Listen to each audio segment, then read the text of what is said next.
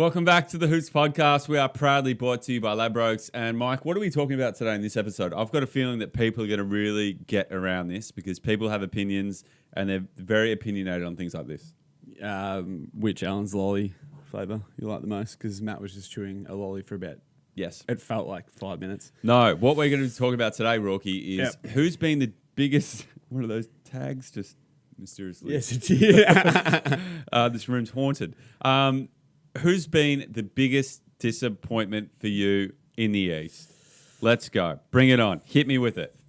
Celtics. The Celtics. By a mile. By a mile. Yeah, strong. They're sitting fifth.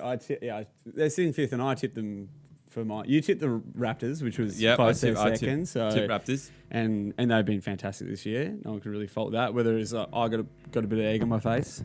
Yep. No big boy reference there.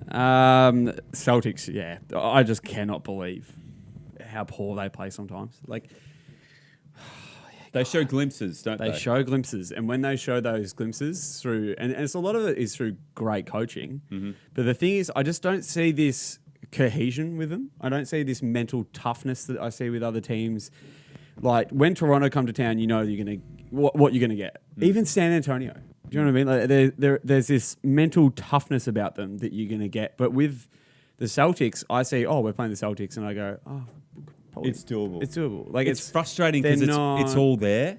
You know, like it's literally, to me, it seems like they've got most of the pieces. I think Al Horford's been great for them this year. Tatum, I think, has stagnated is harsh, but I think he has stagnated a little bit. Like I thought that he was just going to go up and up. I'm a massive Tatum fan, so I thought he was just going to go up and up, and he hasn't. Jaylen Brown is a woeful basketball player. I don't care what anyone says. Marcus Smart can do two-way stuff, kind of, but just a glue guy.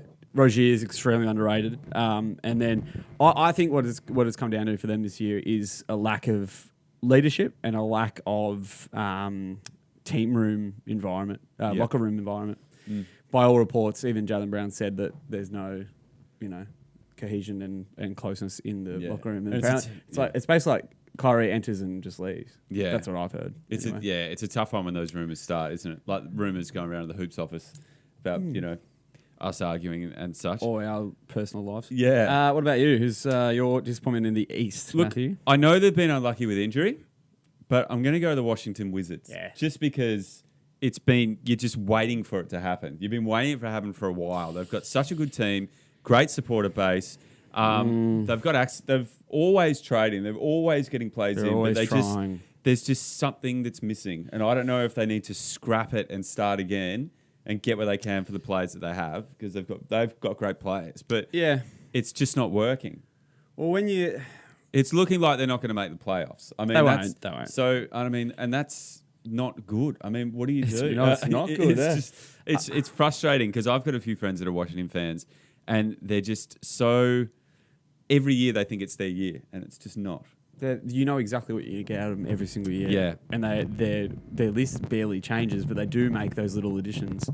The thing with the Wizards for me this year is that they have been unlucky. I think if you take out John Wall and even Dwight Howard, who's not what used to be, but is serviceable.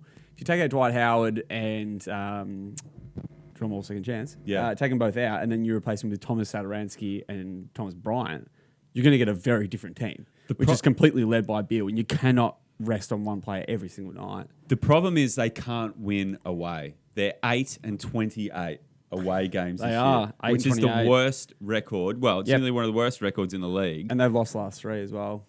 So what do you do? I don't know.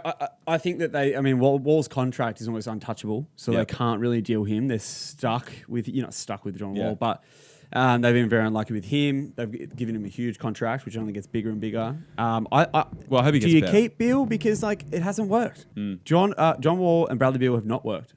It's a tough one. It's not like they're that's just another randomly going to win a championship. But I think that's a good shout. I think, but it's hard to argue against Celtics and Wizards being real disappointments in the East for this season. Yeah. Let us know. Comment down below if you follow a team in the East and you're frustrated. Comment down below, like I said. But if you're just a diehard NBA fan and you got an opinion, let us know too.